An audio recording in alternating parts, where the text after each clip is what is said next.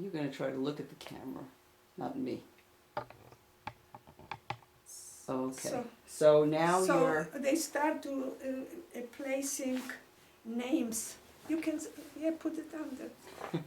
They started to place names of survivors. And I found the name of my brother-in-law that he was liberated in Weichingen, near Stuttgart. And through him I found out that my husband is alive and he is in Mauthausen. He survived. And he came to Bergen-Belsen for Now me. this is April, May 1945? It was already May. Okay, now when the British liberated you, you were still in a barbed wire camp, but you were Yes. still free to come and go as you pleased. No. We were not, and they were afraid to come in because the typhus was rampant there. People were dying. They were sick. People who I didn't have hair. They shaved my hair in Auschwitz. Who was still physically in Bergen-Belsen? Just Jews? No, it was international. You saw people spoke every language you can think of. So this is the concentration camp? Yes, but after liberation, people were walking, but there was nothing we couldn't get out. We couldn't get out. We weren't free to go. But soon after, they took everybody and we had to stay in line, and they came Hungarian prisoners who were collaborators with Hitler. They came dressed up in white covered, clothing, and we had to undress. They were men. We had completely undressed. Our clothing, they put everything on fire. Our clothing, they sprayed us with DDT, and after this they put us in a shower and gave us some other clothing, and we wind up where the German soldiers used to live, in the military buildings. And if there were two beds in a room, so they put two people in a room. And I was a short time over there. So this is the New Bergen-Belsen? New Bergen-Belsen. And was this the Jewish DP camp? This was to be the... I only was in touch with Jews. I didn't But this was, how long were you in this? I was a couple weeks, and then my husband came. And he said everybody from the city of Radom, mostly the men were liberated in Weichingen, and Eisenhower came to Stuttgart. He saw the camp, and he was so shocked that he came to Stuttgart, threw German out from their houses. It was like around the block, and he put the people in. And that's how the UNRWA DP camp was, created in Stuttgart. And my sister left before me, because I was waiting for my husband, and she became the main secretary for the UNRWA officer. In Stuttgart? In Stuttgart, yeah. So your husband came, this would be about June 1945? It was end of May. End of May? Yeah. And then we decided to go to Stuttgart because all the people from his city were living there, whoever was left. Okay, before we go to Stuttgart, Yeah. what, for the few weeks that you were in Bergen-Belsen, so there were two people in a room. Two people in the room, yeah. Do you remember anything about how it was organized, how you got food? I know when, after the liberation, I worked as an interpreter for a social work woman who was English. She had very funny name, Miss Go to Bed. And she was the car racer in England, and she was the champion. And she used to take me, they had tents for the officers, she used to take me 5 o'clock for tea and biscuits.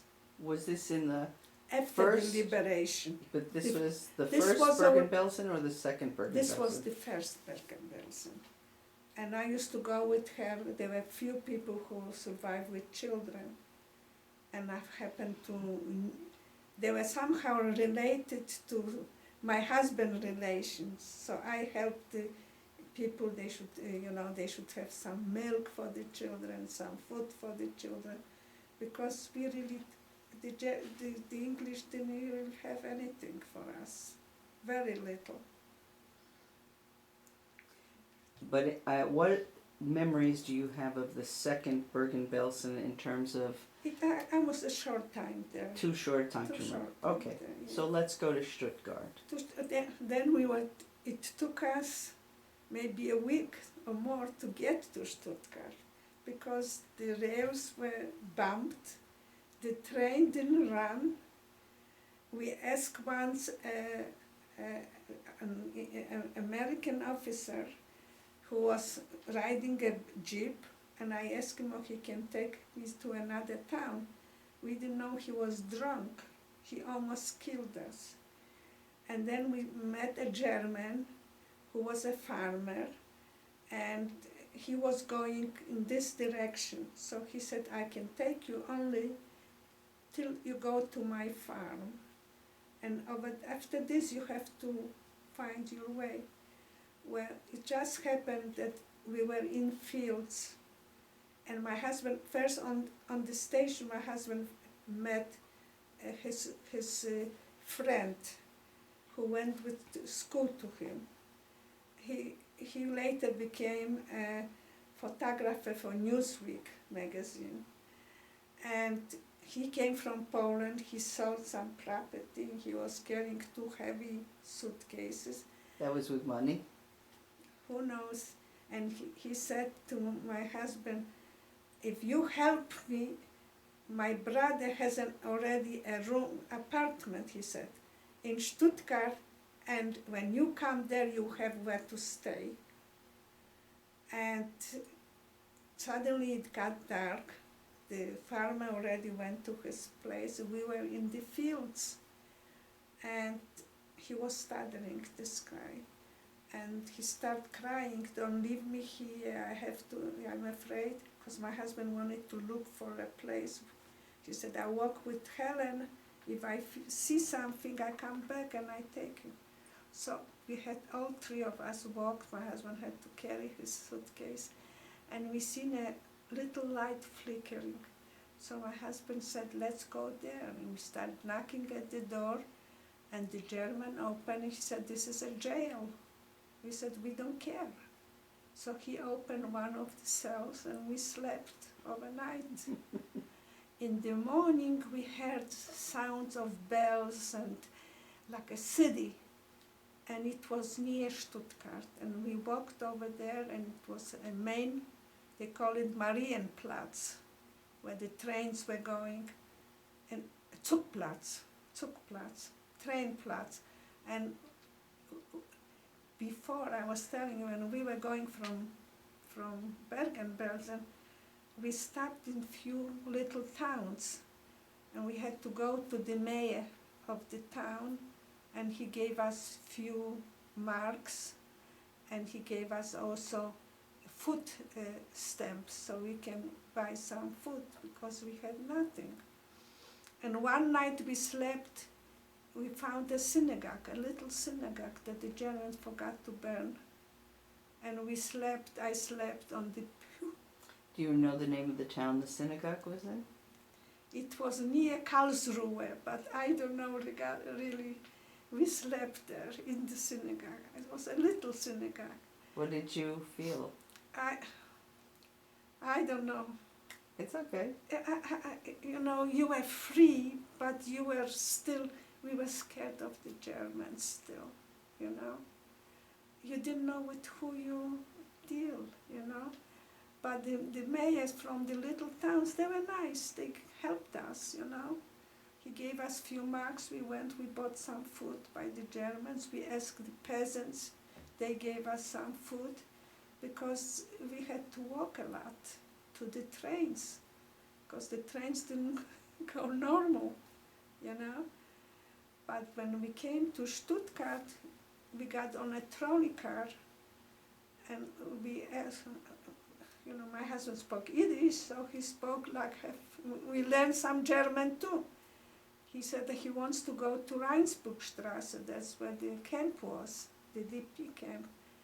And the conductor said, tickets, we have no money. Talk. He let us go like this. We came to the place.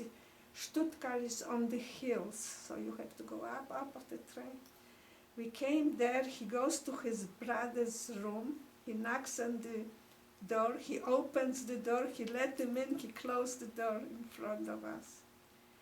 I saw him a few times, he came over to me and I said, I don't want to have nothing to do with you. And I found my sister, she was staying with a friend, maybe you know them, Kent, Hannah Kent, Roman Kent. Oh yeah. We knew each other for many years.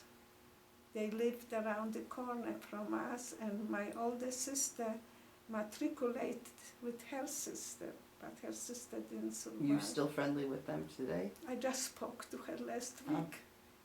Yeah, she was here by me visiting. Her daughter lives in Washington. So going to the daughter, they stopped here for lunch. She's my best friend, but she's sick.